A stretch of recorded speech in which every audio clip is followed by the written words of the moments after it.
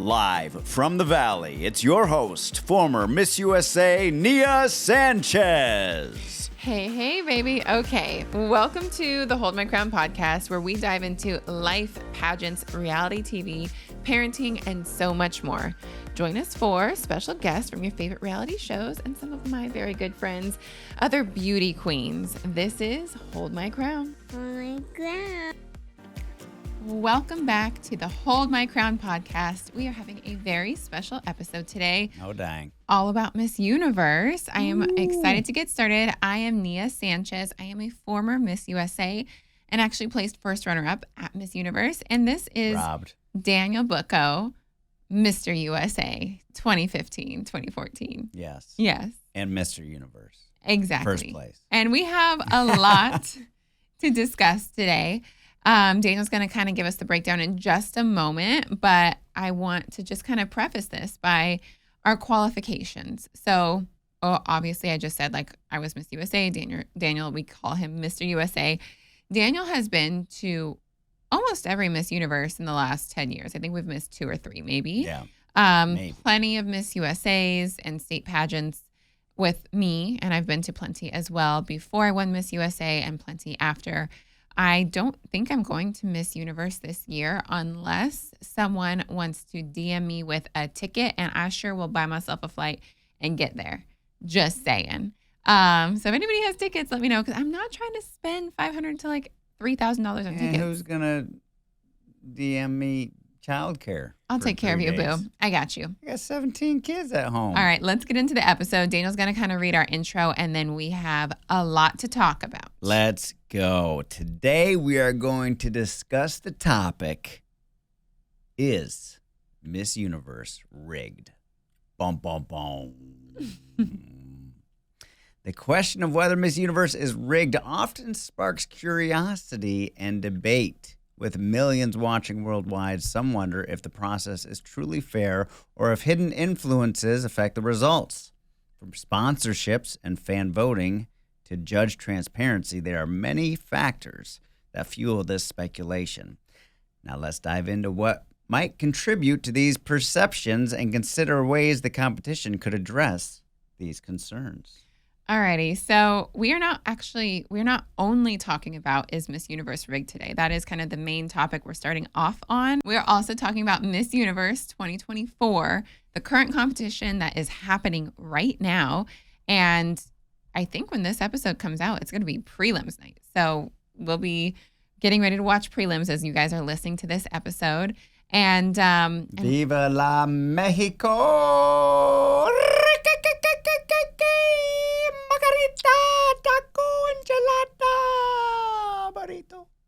Miss Universe is happening in Mexico City, as Daniel has said.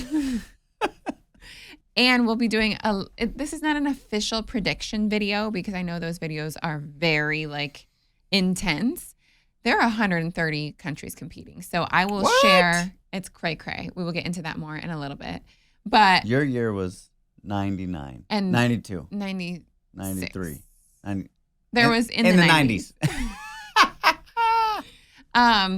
And my year was one of the highest competitive years, and now this is definitely one of the highest, if not the highest. Jeez, but that's not the point of what I'm trying to talk about.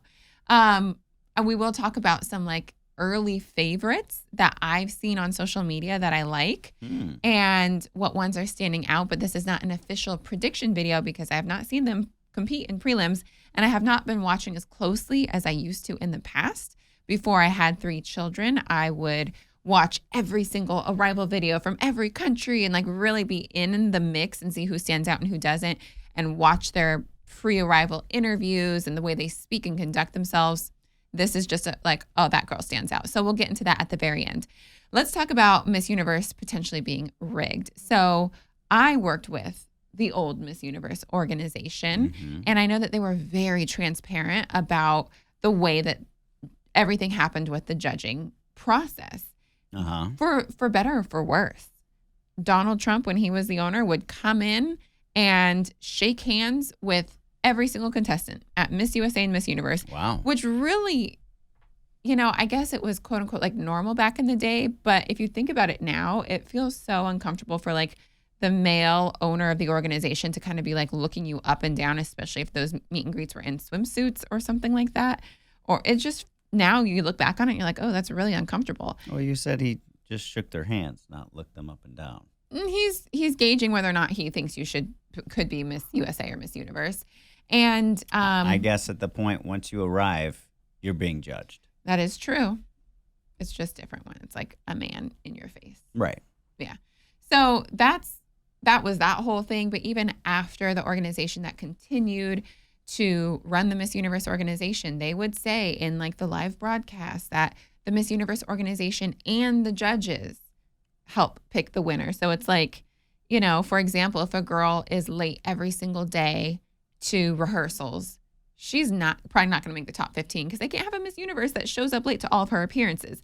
So there's little things that can affect placement. Is there a percentage of saying this group has like 20% of the actual vote? The judges have 50% of the actual vote. Is there anything like that or no? I think what it was that the judges had the full vote. They picked the placement and the winner, but they also had instructions, guidance, and the Miss Universe organization had the power to pull a girl out of the top 20 and put someone else in if they were like, oh, this girl, we don't want to have to deal with that kind of drama or this or that. Wow. So they had the power to make adjustments, but for the most part, it was fully left up to the judges.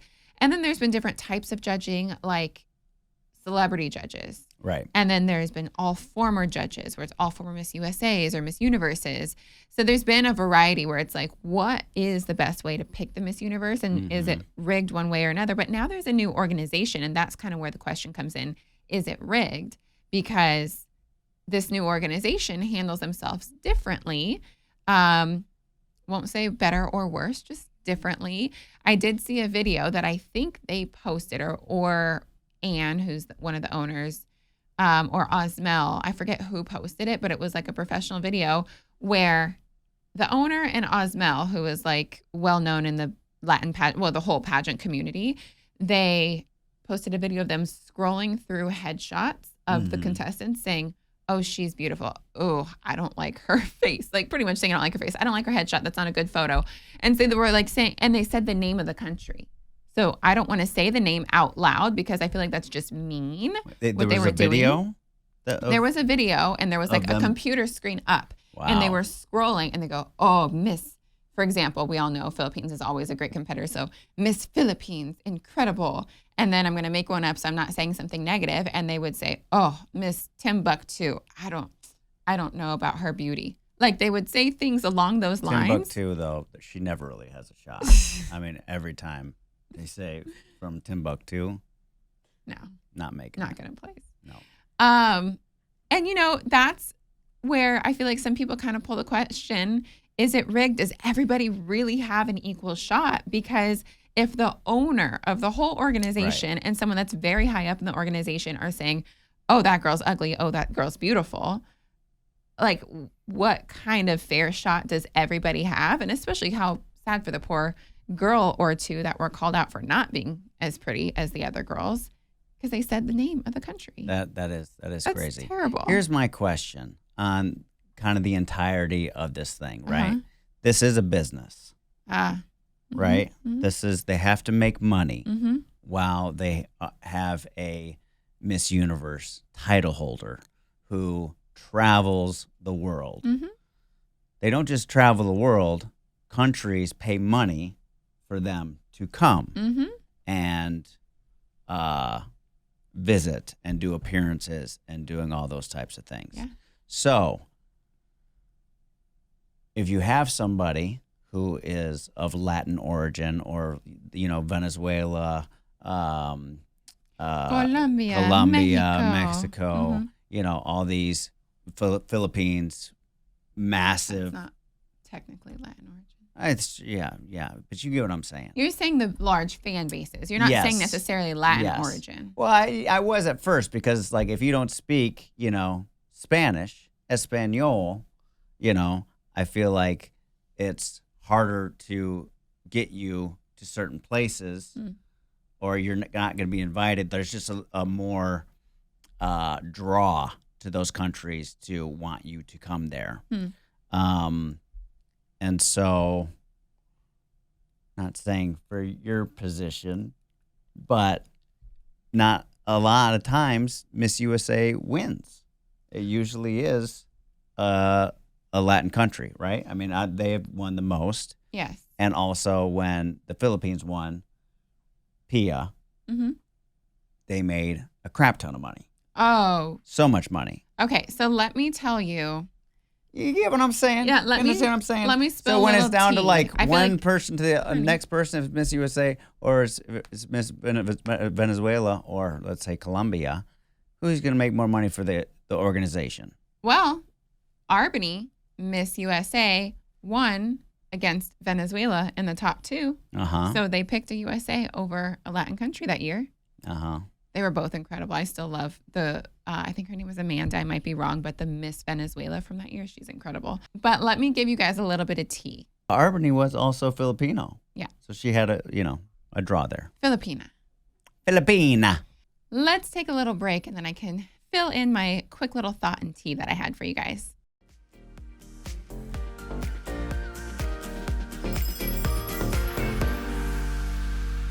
I have loved the convenience of First Leaf wine subscription. It is incredible. And when fall comes around, I'm all about cozy evenings at home. And let me tell you, a great bottle of wine makes staying in that much better. That's why First Leaf has become my go-to for making sure I always have the perfect wine on hand for those cozy nights watching movies or sitting by the fire. First Leaf is a personalized wine club that knows my wine preferences better than I do. Every month, they send me a customized selection of wines that I am guaranteed to love. Getting started with First Leaf was so easy.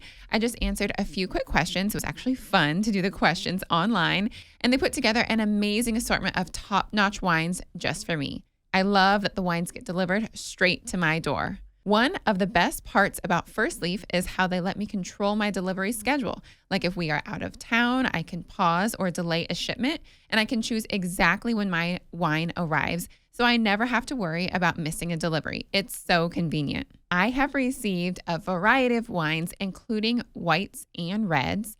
They are so delicious, and I love discovering new wines. I usually have like my 1 or 2 go-to bottles of wine, but now I have a variety that I've started to fall in love with. One of my favorite things is having a glass of wine in the evening, watching a movie with my hubby and turning on the fire. It's so cozy, so romantic, and I love trying out a new bottle of wine. Plus, if I get a bottle that I don't absolutely love, it's not a problem because First Leaf has a 100% satisfaction guarantee. So get cozy and pop open that perfect bottle of wine from First Leaf. Go to tryfirstleaf.com/holdmycrown to sign up and you'll get your first 6 handpicked bottles for just $44.95. That's tryfirstleaf.com/holdmycrown. Tryfirstleaf.com/holdmycrown.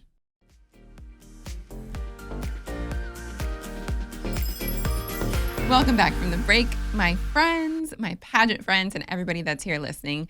So the tea that I've been trying to say that goes along with your point that you have brought up about it being a business is we were at dinner with a high up exec, I would say top 7 people in the Miss Universe organization, 1 year after I did not win. 1 year after I got first runner-up. Do you remember this conversation? Vaguely. Okay. It was in Las Vegas, and it was after Miss USA, and we were talking about USA and like winning. Maybe it was 1 or 2 years later. Yes. And it was I think it was 2 years later, and Miss USA is like, winning Miss Universe and how often that happens and all of that. And this high up person, male or female, I'm not going to be specific. This person said that it is an organization that's a business, and they told us specifically, we don't make that much money when Miss USA wins Miss Universe. You add up all the money that top 5 highest earning Miss Universes made, put that all together, they made more money in 6 months with Pia Wurtzbach from the Philippines.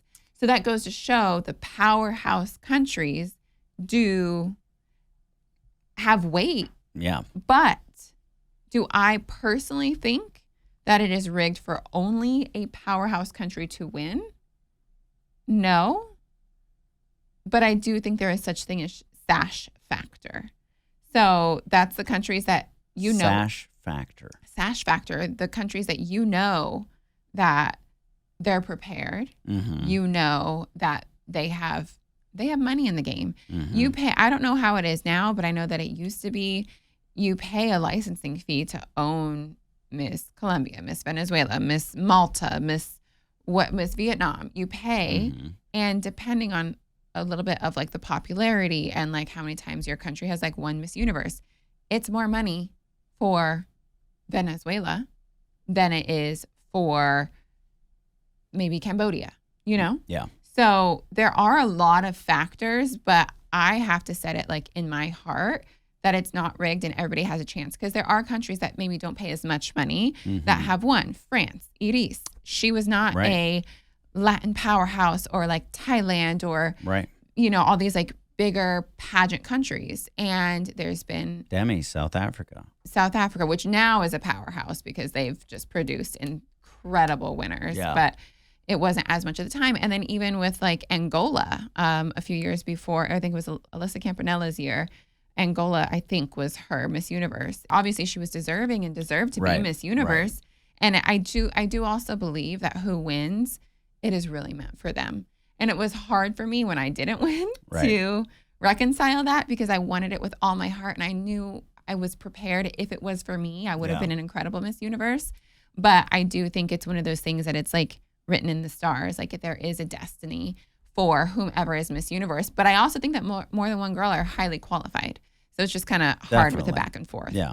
All right, let me ask you a question. Okay. To what extent do you think the background stories and marketability of contestants affect their chance? Oh, it's everything. Yeah.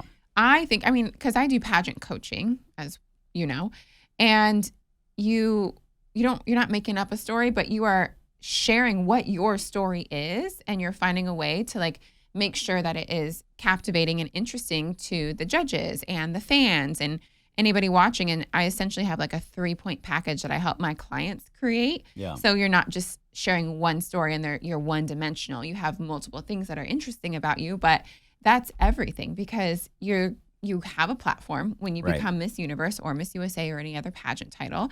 And so you want to be able to use your platform for good. And then it's also like, what's interesting? What are the fans going to want to learn about? How are they going to want to get to know you more? So you really have to think about it from a business point of view of, is that person marketable? There was a contestant a handful of years ago. Her entire dress was made out of soda can, like the little, what is it called? The little caps, like the cap, kind of the little part that you push down to open it up. They like sewed together an entire dress made out of those. And it was part of her story, which is her life, that her dad like worked in like a very low income part. And I think he was like a trash collector. Wow. And so they took from the trash that he collected and made her dress that she wore at Miss Universe. So it's like these stories are definitely part of what gets you more attention, what people are paying, like wanting to know about you and wanting to learn more about you. So that's definitely part of it. Yeah, you definitely want everyone to fall in love with you and your story. Yeah. Your likability, Exactly. your lovability. Yeah, absolutely. Let's get into this year's Miss Universe 2024, the things that I'm liking so far, things that we could maybe change a little bit.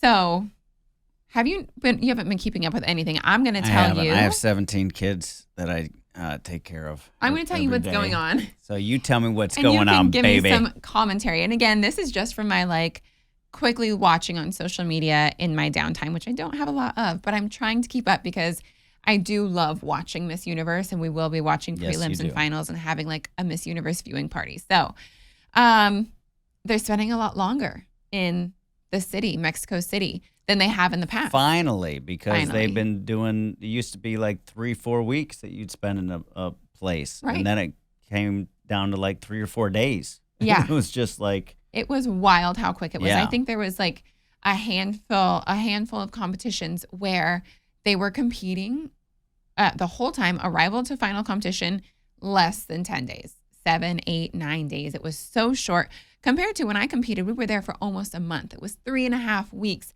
We were doing rehearsals. We were doing appearances, going around the city. Part of the reason that these cities pay so much money to have Miss Universe there is for tourism. Yeah. And that's a huge factor. Not only all the people that they bring to their city to watch the pageant, but the pageant highlights different parts of the city. So, for example, when I competed, it was in Doral, which is right next to Miami, but Miami did not pay for the Miss Universe organization to be there. So we could never say, we're in Miami. Like, never. No.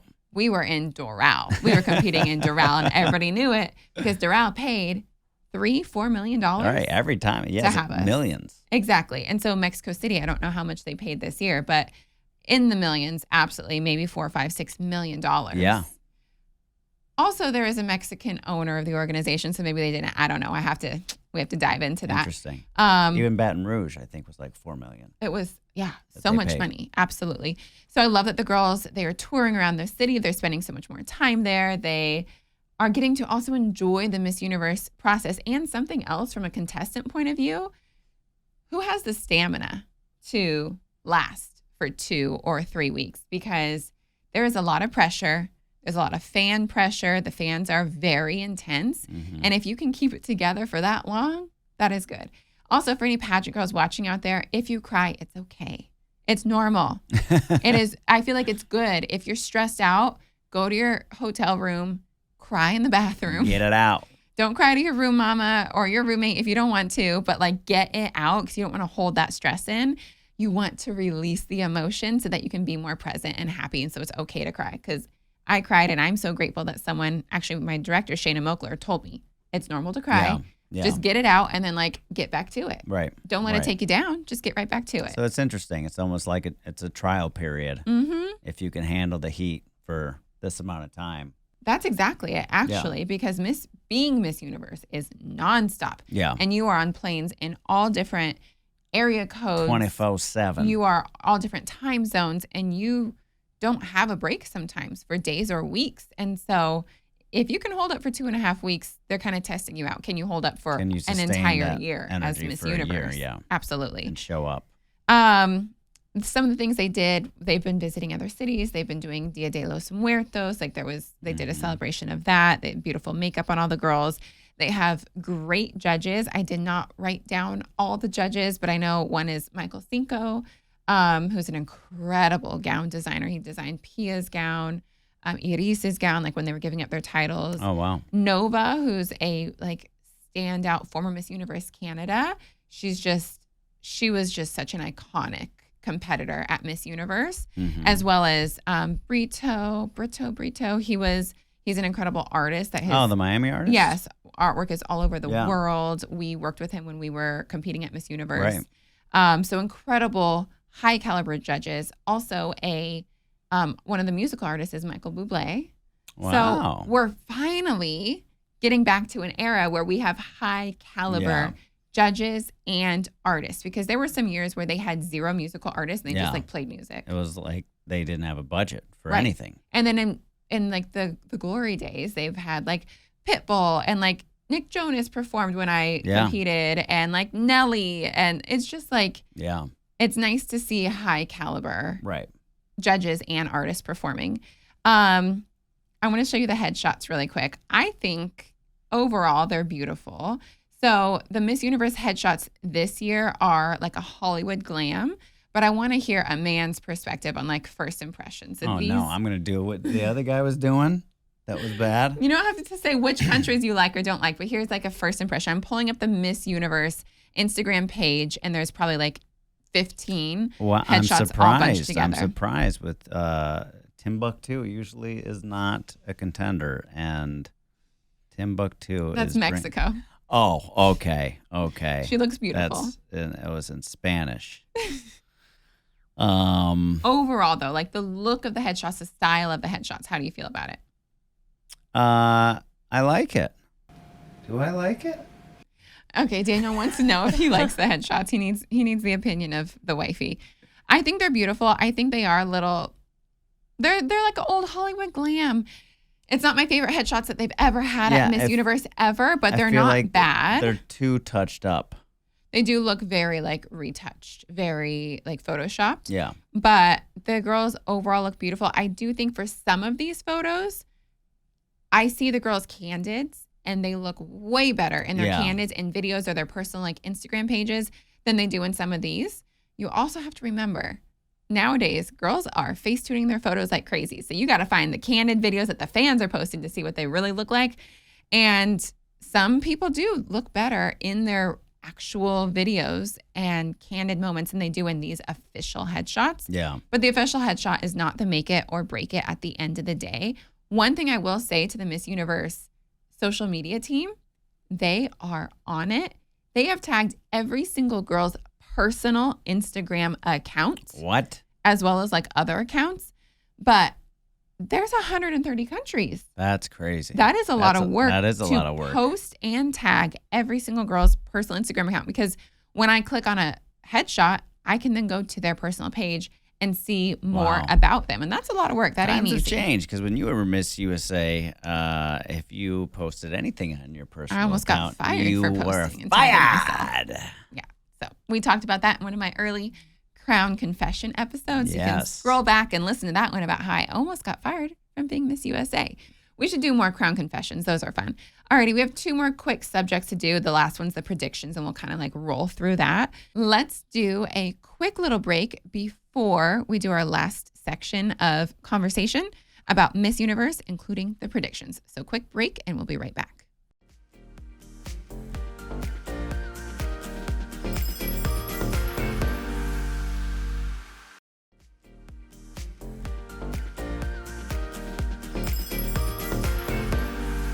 Welcome back from the break. Woohoo! All right, Boo. I feel like this next part is going to be a lot of me and a little bit of you, but you can chime in at any point that you feel confident. Okay, so first point of conversation is, how is Miss USA doing? Have you seen any of how Miss USA is doing? Go Blue! She's from Michigan, so Daniel is Miss very Michigan. excited. Let's have Michigan win Miss Universe. Let's go. That'd be incredible. Michigan Wolverines are not going to win this year, but Detroit Lions, Super Bowl or bust.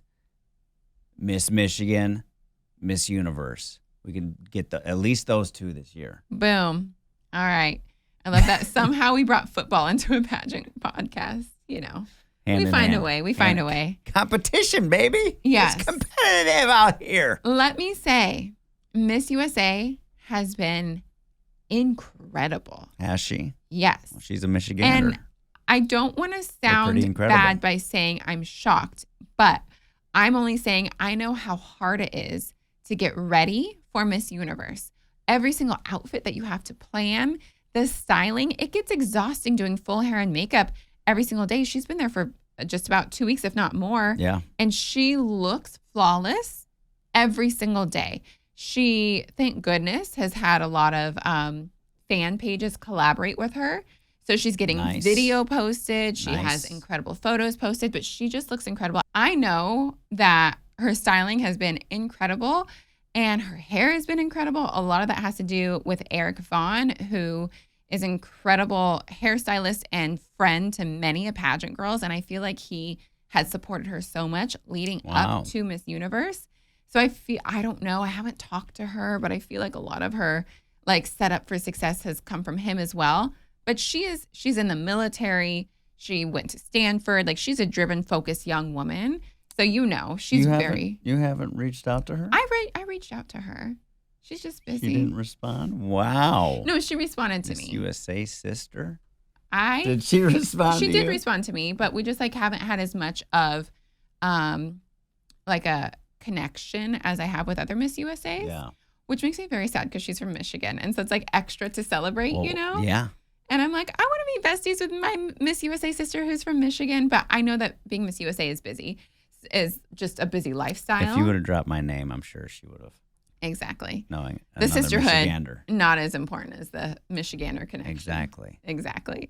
But no, she's been doing absolutely incredible. I'm very proud of her. I'm going to be cheering her on. I can't wait to see how she does. I know she's going to be incredibly strong in interview. I actually love her voice. She has more of like a raspy voice than I think you expect from this beautiful, like petite woman. And so she has like this really cool voice that I feel like also makes her stand out. So I just can't wait to see how she does. And I hope she'll post like a little video about how her interview went as well, because I'm sure it will go great. All right. You ready for the prediction? This is your prediction? We're coming into the prediction list. Let's go. All right. This prediction list is in no specific order. Please, all the fans out there, I get so nervous to do these because people will rip me apart saying, you forgot my country. What do you think about that? And I'm like, I haven't had a chance to really see everybody.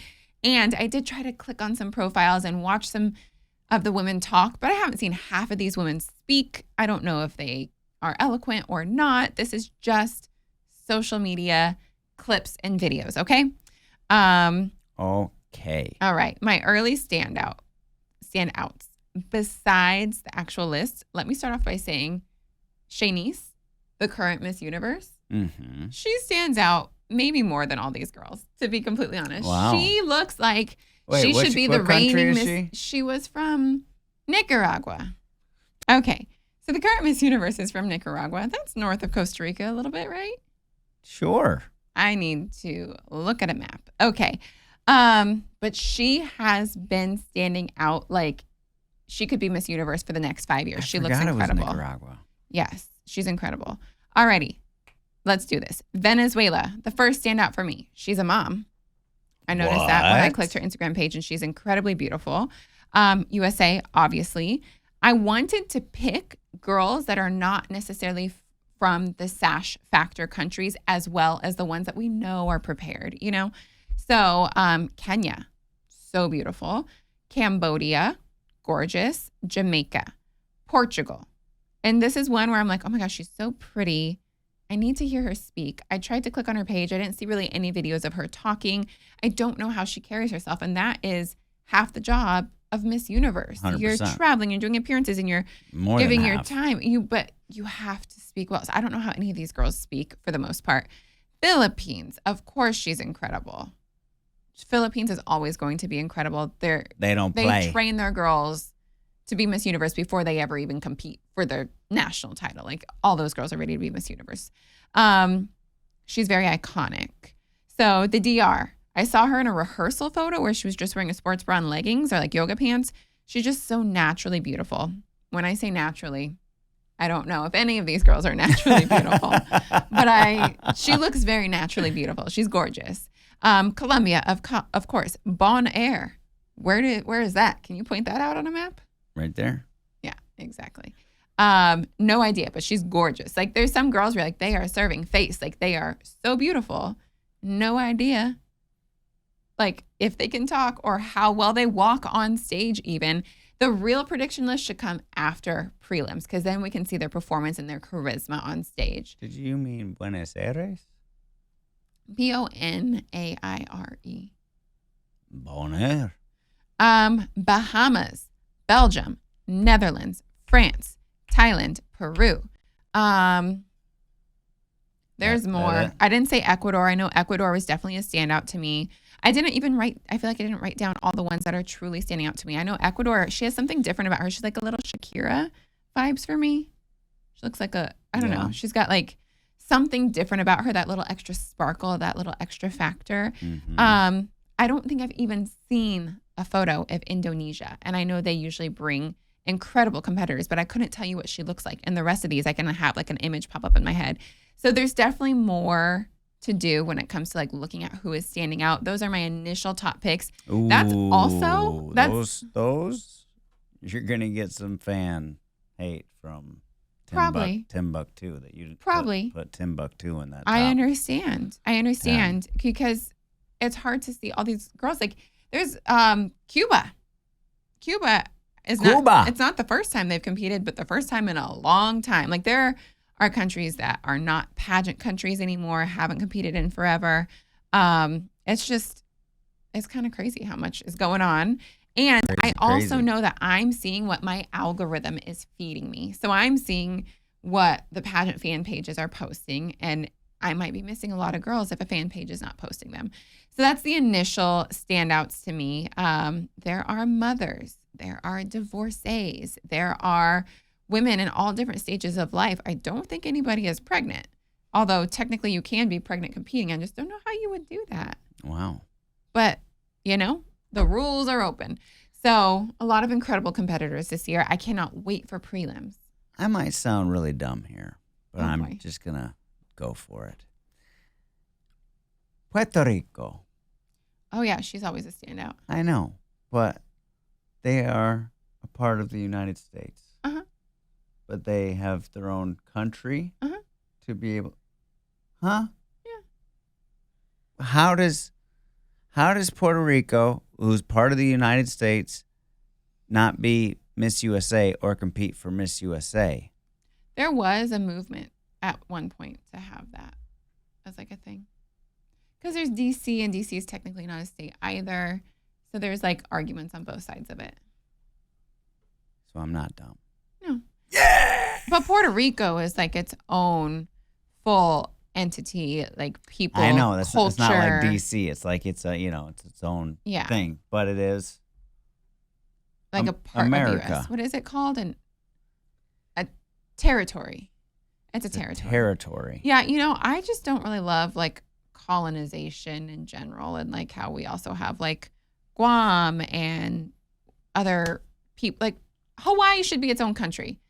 Like we could get into the whole side subject, but we're not doing that today. Because Guam is Guam part of the United States? Similarly to how Puerto Rico is.